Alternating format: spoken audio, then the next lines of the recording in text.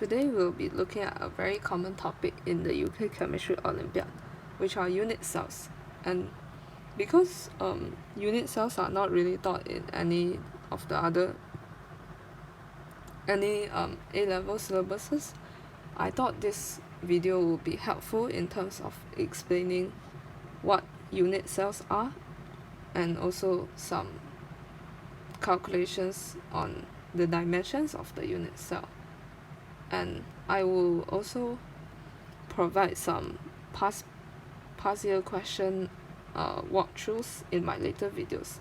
So please do check out the later videos as well as this introduction to the unit cell video. So I want to first explain what unit cells are and maybe try to help you visualize what is its role in a crystal. So unit cell is basically the smallest portion of a crystal lattice that shows the 3D pattern of the entire crystal. So for example, if I have a lattice that looks like this, and then this lattice is basically formed by each of the atoms stacking right next to each other and directly on top of each other. So as we can see, because this structure is repeating itself like in its entire lattice, I can just extract one portion of the crystal, which can be represented by this cube, and this cube repeats itself for the entire lattice, so we can just use this to generalize the whole structure. So in this simple cube, this is a simple cubic unit cell, and what this means is that in this cubic unit cell, each of the corners is occupied by the same type of atom.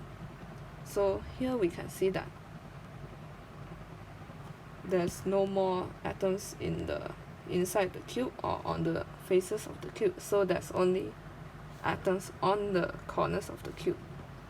And actually I want to point out a really confusing part of this representation of the unit cell.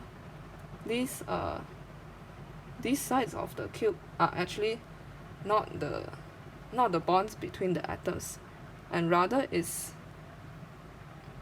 basically the atom's volume itself, because we want to represent the actual unit cell. Looks like this, and we represent it as the first picture because it could be hard to visualize the unit cell if all of the atoms are just like very crowded together. So actually what these vertical lines means is that the contact between the atoms. So here is the real representation of the unit cell. So I can see that the sides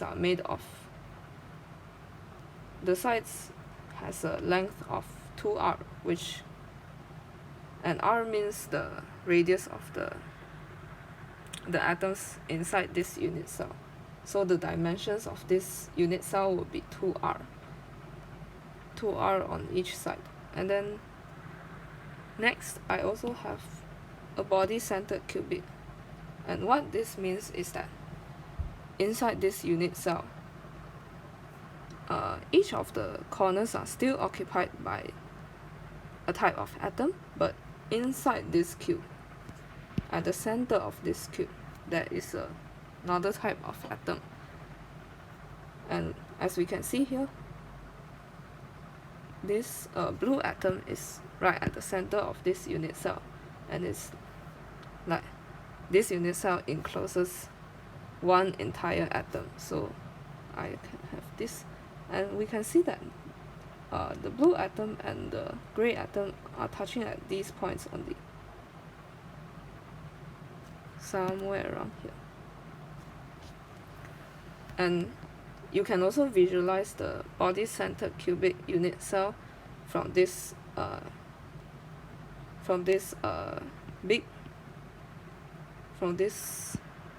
lattice structure. So basically what it means is that the blue atom is stacking on stacking on the empty space between the 4 gray atoms, like this, and then we will look at the detailed calculations later to find the dimensions of these unit cells. And then third, I also have the face-centered cubic, and what this means is that the blue atoms in this case would be centered on the faces of the unit cell. So it will be here, on each side of the unit cell. So it could be hard to visualize the atoms being on the faces of the unit cell, but you can see here that this is on the right side of the unit cell, while this is on the face that is far from us, and this blue atom is on the face that is opposite us, and these are the other blue atoms that's on the surface of this unit cell as well. So we can see here, we can look at the entire lattice structure to better visualize this unit cell. So again, this is R, and we will take the blue atom and the gray atom as having the same dimensions, so they have the same radius. So this diagonal of the face of the unit cell would be 4R, and we can look at the detailed calculations later. So, and I just want to mention that in the UK Chemistry Olympiad, we must know how to count the numbers of atoms inside the unit cell, because as we can see in these representations, each of the atom at the corner only occupies 1/8 of the entire atom, because we can stack four of these unit cells here, then at the sides, and then 4 on top as well. So in total we must require 8 of the unit cells to complete one of this atom at the corner. So we will learn how to count the number of atoms inside the unit cells first, and then we will be able to calculate the dimensions of the unit cell. And as I mentioned before, visualizing the correct unit cell is very, very important to tackle these unit cell problems, because you have to realize that these atoms are directly touching each other, and this kind of representation is misleading because it doesn't show that the atoms are actually touching together. So you have to visualize using these three models. And then next, we will also learn how to calculate the packing efficiency, which is the ratio of the volume of the atoms over the volume of the unit cell. So that gives us an idea on how efficient is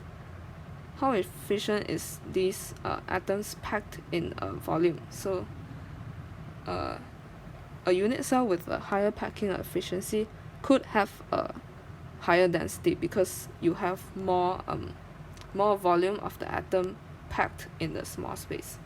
And then next, we will also calculate the densities of the of the crystal lattice, and this involves some very simple calculations and ideas.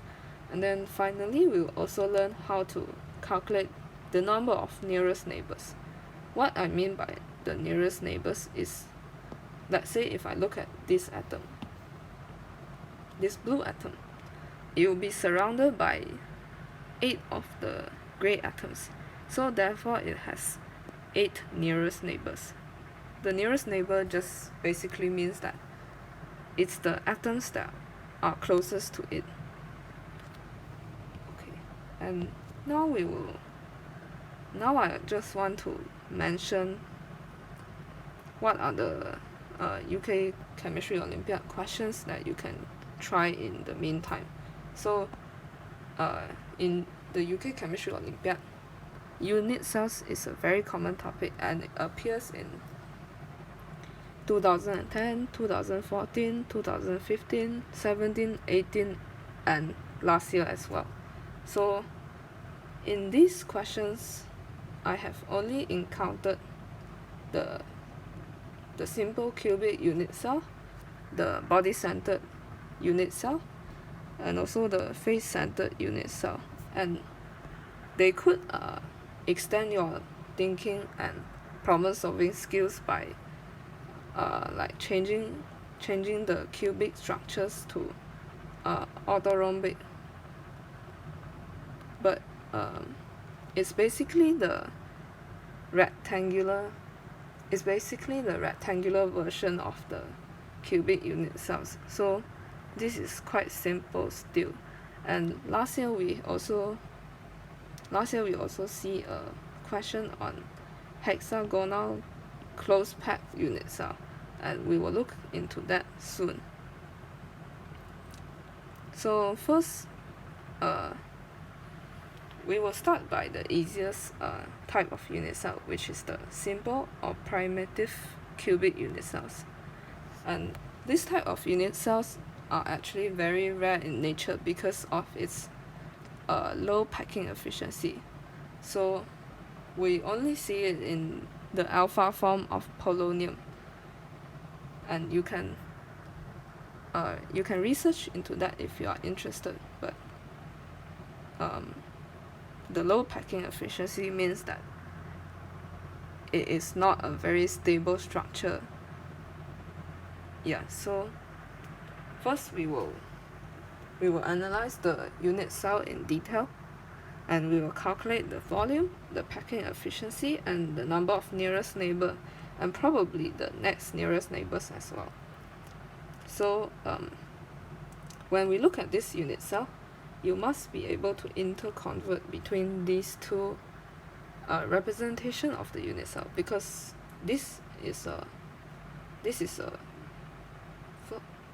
I would say a false representation of the unit cell. This is the actual unit cell. Okay, so first we can see that each corner is occupied by one atom. So and I think we should also learn how to calculate the number of atoms inside the unit cells, because it's actually the first basic concept that everyone has to grasp when tackling a unit cell problem. So as I mentioned before, the atoms at the corner of the unit cell will only be 1/8 of the entire atom. So inside this unit cell, because I have 8 atoms on the corners of this unit cell, so in total I only have 1 entire atom inside this unit cell. So let me just list down some general rules in counting the number of atoms. So at the corner, we will only have 1/8 of the atom, and at the sides we will only have 1/2 of the atom, because you can see that it looks like this on each of the face. Oh, actually this is face.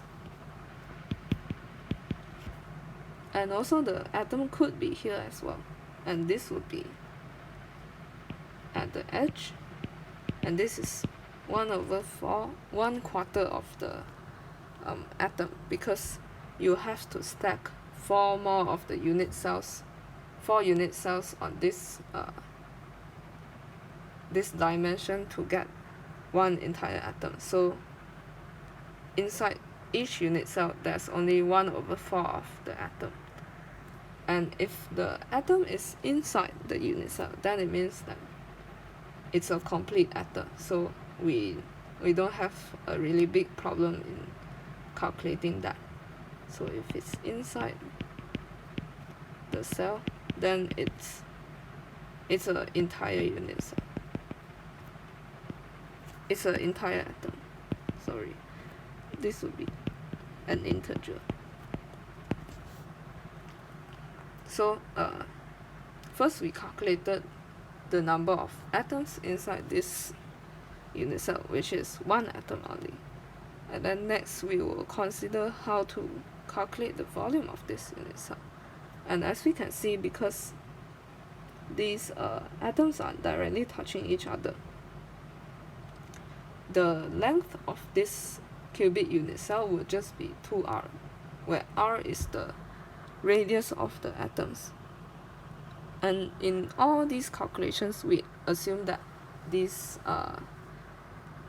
atoms or particles are rigid spheres, and so we can just use the formulas for the volume of a sphere or etc. to calculate the dimensions. So first, the volume would just be 2r times 2r times 2r, which gives us 8r squared. This is fairly simple. And next, I want to calculate the packing efficiency. Because there's only one atom inside this unit cell, then the volume of the atoms would just be 4/3 pi r cubed. And then because the packing efficiency is the ratio of the volume of atoms over the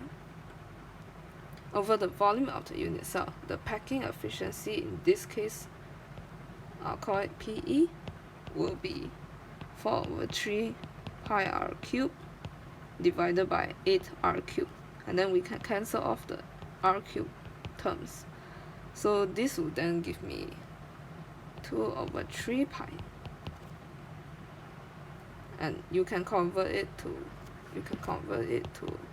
percentage, which is let me plug it into the calculator.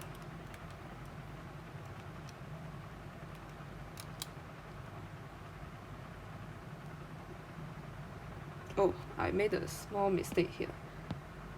It should be pi/6%, pi/6, because okay, so this will give me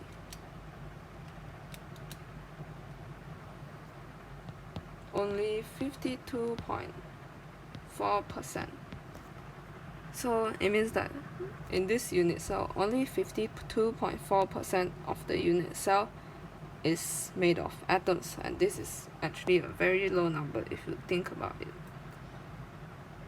And next we will calculate the number of nearest neighbours. So basically, let me consider this atom. This atom inside the crystal lattice structure will have 4 nearest neighbours that are on the same plane. So on this horizontal plane, there will be only 4 nearest neighbours, and then it will also have another nearest neighbour that is below it and on top of it. So in total there is 8 nearest neighbour only. Okay, and also as you can notice here, the distance between the nearest neighbors to the central atom is r only. So this atom won't be the nearest neighbor because it's separated by cert2 r of is separated by a distance of cert2 r. So it would then be the next nearest neighbor because like the distance is greater than r but not greater than, for example, 2r. So this atom will be the next nearest neighbor.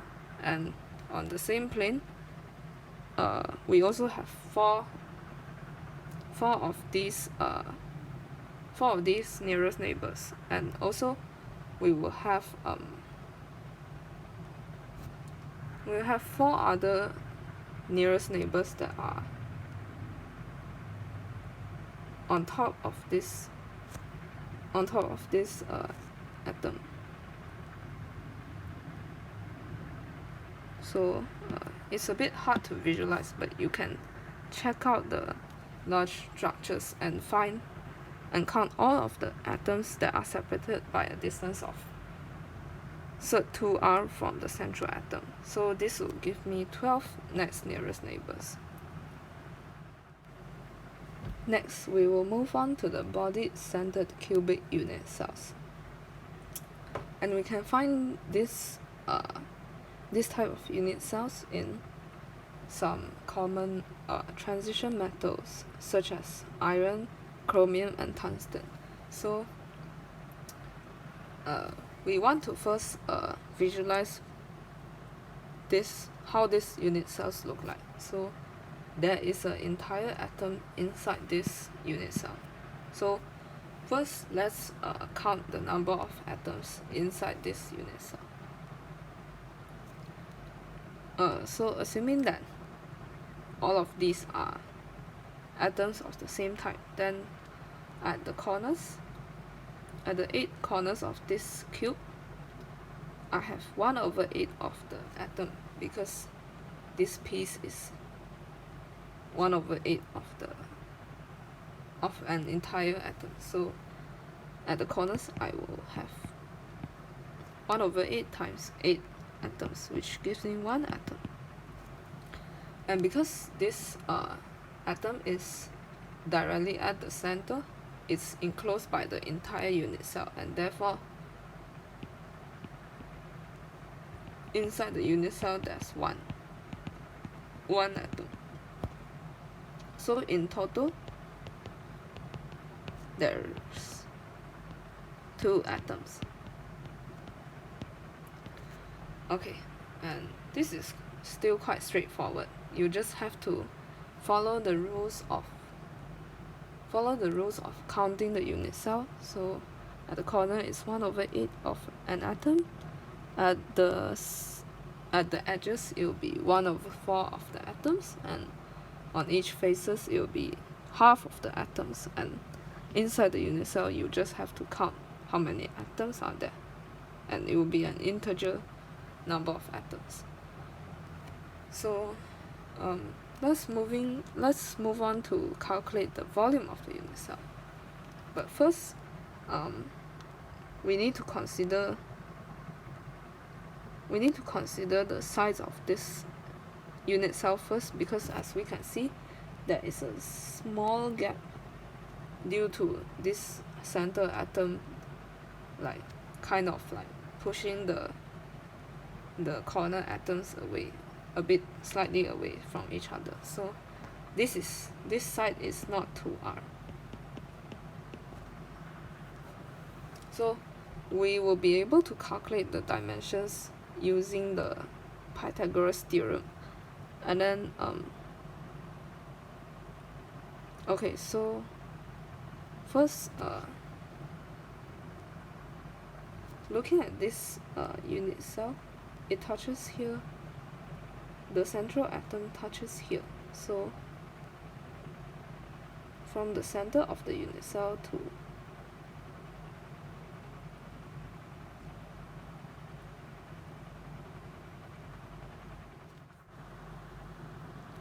So because the distance from the center of this central atom to one of the corners will be 2r, because as we can see, it's the central sphere is touching the corner sphere at here.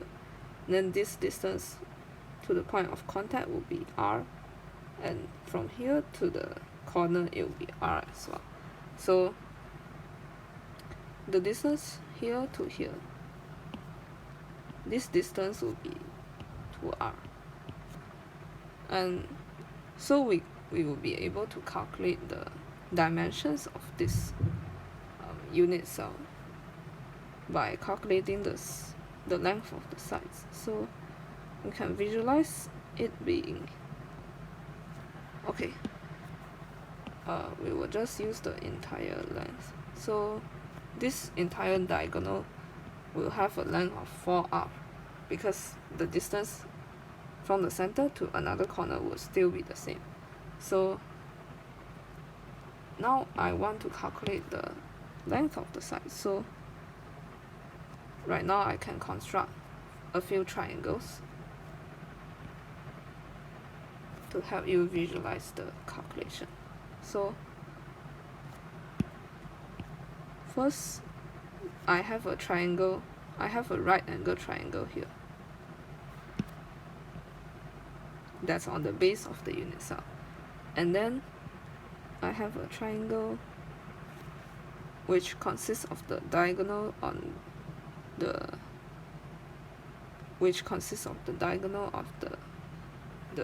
base side, and also the length of the unit cell. So we can see here that, let me call the length of the unit cell A.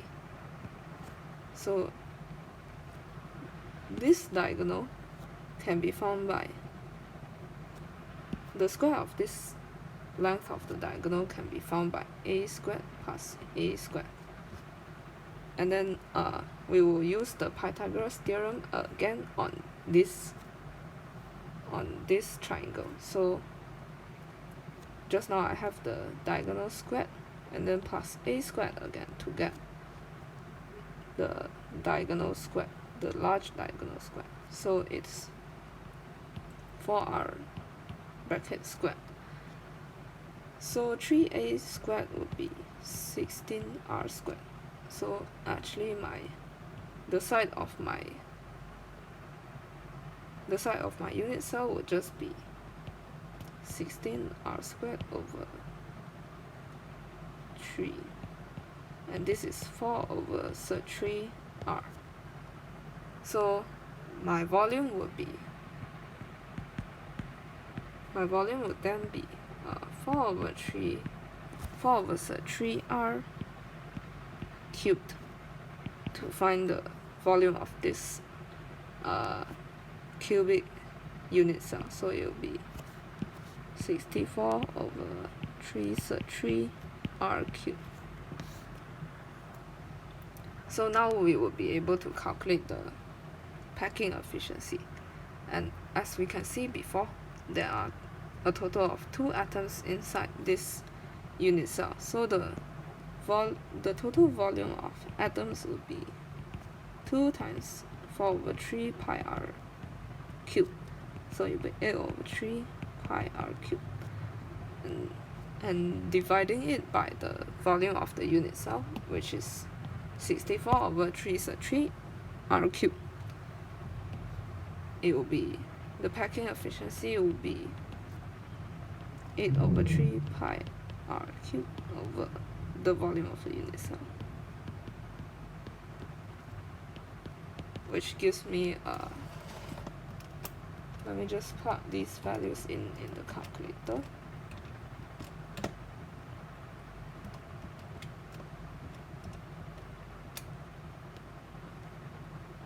It gives me 68.0%.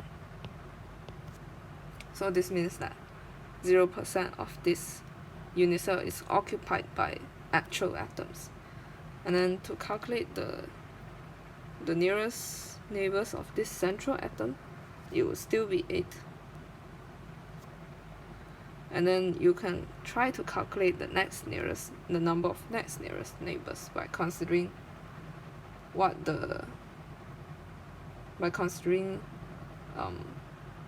another unit cells, by considering other unit cells stacking together with this unit cell. And we will move on to the face-centered cubic. So this type of unit cell is commonly observed in metals such as magnesium, zinc, and the alpha form of titanium. So okay, first we will calculate the number of atoms inside this unit cell. So at each corners I have 8 times 1/8, which gives me 1 atom. And because this is a face-centered cubic, there will be atoms that are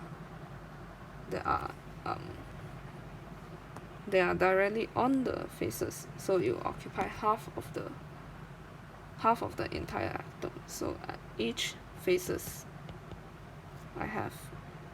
in total I have 6 faces for a cube, so 6 times 1/2 is 3 atoms. So in total that is 4 atoms.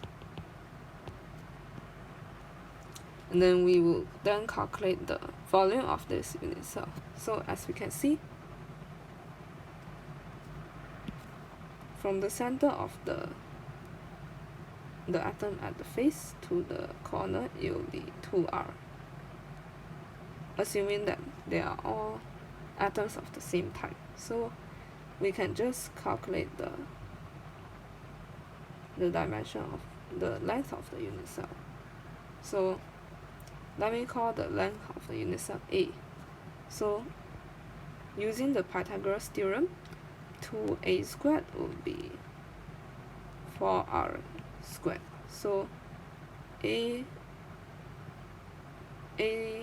would just be 16R squared over 2 and square root 8. So this will give me square root 8R, or 2 square root 2R. So then the volume of this unit cell will be 2/2R and cube the whole thing. So it will give me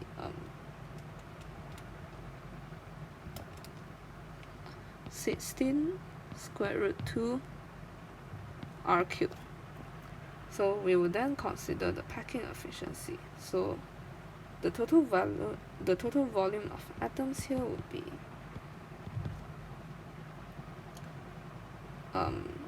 4 times 4/3 pi R cubed, because there are 4 atoms inside this unit cell. So it's 16/3 pi R cubed. And then the packing efficiency would just be the volume of atoms, which is 16 pi over 3 R cubed divided by 16 square root 2 R cubed. And that is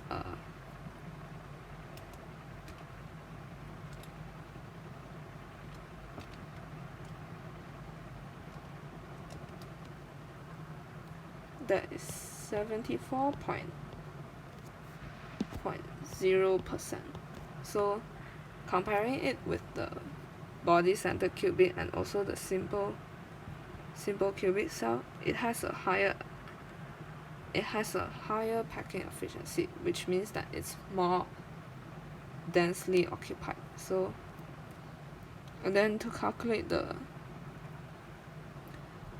we will then calculate the number of nearest neighbors here. So I would want to consider this atom. So this atom has nearest neighbors here, which is separated by a distance of 2R, and here. So basically the corner atoms on this side. And also, and if you stack this unit cell together if you stack many of these unit cells together, you will count in total 12 nearest neighbours. And the next nearest neighbours could be a bit difficult to count, but you will be able to arrive at 6 nearest neighbours considering the next furthest atoms from this reference point. So this will be the end of today's tutorial, and we will be focusing on some past papers next in the